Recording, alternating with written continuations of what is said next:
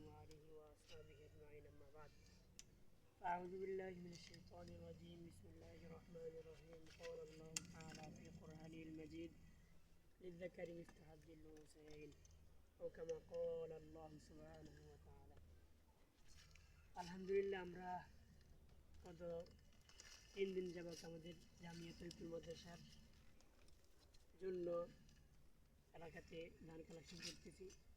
কিছুদিন আগে আমরা দেখতে পাচ্ছি কিছু নারী কমিশনার নামে একটা সংগঠন হয়েছে বাংলাদেশে। এই সংগঠনটা ইসলাম, এদের মূল দায়িত্ব হচ্ছে ইসলাম বিদ্বেষ করা। এরা ইসলামকে হীন করার জন্য কিছু কথা, কিছু দাবি লিখে ডক্টর ইউনূসের কাছে জমা দিয়েছে এবং আমরা শুনছি নাকি এই দাবিগুলো পুরোপুরি বাস্তবায়ন করার জন্য তারা মাঠে নেমেছে এবং ডক্টর ইউনূসও তাদেরকে আশ্বস্ত করেছে। আমরা বলতে চাই, বাংলাদেশে যত মানুষ আছে সকল মানুষ ধার্মিক, সকল মানুষ ইসলামী, সবাই ইসলামের ক্ষেত্রে, দিনের ক্ষেত্রে কে কী করুক, কে কোনো মেডেল ফাঁক বা কী ফাঁক, এগুলো বরদাস্ত করে না।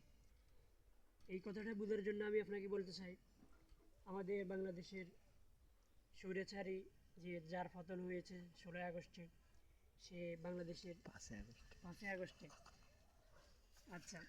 সে বাংলাদেশের আমরা দেখি যে অনেক উন্নয়ন করেছে, অনেক কালভার্ট, ব্রিজ বা অনেক সেতু করেছে।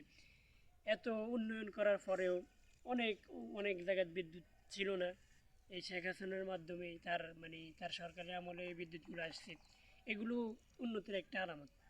তো এই উন্নতি করার পরেও যখন সে মানুষের উপর নির্যাতন করতো, জুলুম করতো, আলেমদেরকে বন্দি করতো, এই কারণে বন্দি করার কারণে যখন মানুষ তাকে এক সময় আন্দোলন করে তাকে জুতা পিটা করে বলতে এমনই বলা যায়, মানুষ তাকে জুতা পিটা করে ভারতে পাঠিয়ে দিয়েছে। অর্থাৎ মানুষের ধাওয়া খেয়ে সে এক সময় চুরি করে ভারতে চলে যেতে হয়েছে। সুতরাং নতুন করে যদি আবার কেউ আমাদের ধর্ম নিয়ে, আমাদের কোরআনের আইন নিয়ে, আমাদের দিন নিয়ে যদি কটূক্তি করতে চায় বা এটা পরিবর্তন করার কোনো উপস্থাপন করতে চায়, আমরাও বলবো তোমাদের অবস্থাও সেরকম হবে।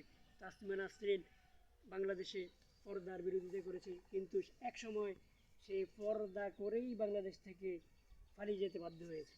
সুতরাং আমরা স্পষ্ট করে বলতে চাই, তোমরা এগুলো বাদ দাও, না হয় তোমাদের অবস্থা এমন হবে, তোমরাও যেরকমভাবে তোমরা তাসমিয়া নাসরিনের যে অবস্থা হয়েছে, যে পরিণতি হয়েছে, তোমাদেরও সেই পরিণতি হবে। এটা বেশি দেরি নয়। ঠিক।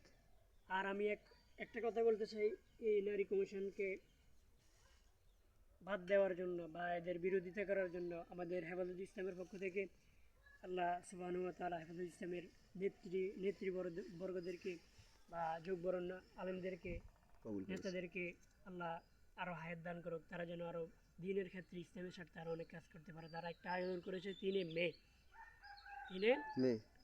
এখন কোন মাস? মে মাস আছে 1 তারিখ।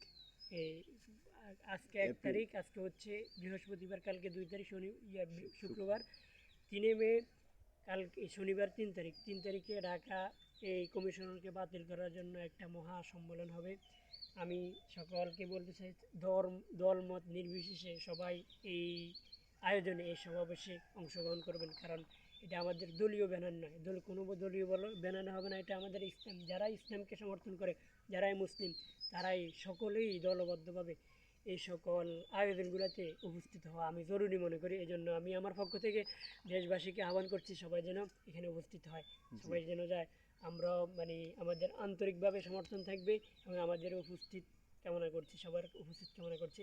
এই বলে আমি আমার সংক্ষিপ্ত আলোচনাকে আর দীর্ঘায়িত না করে আমি ক্ষান্ত করছি। ওয়া মা তাওফীক ইল্লা বিল্লাহ, আলাইহি তাওয়াক্কালতু ওয়া ইলাইহি উনীব। সালাম।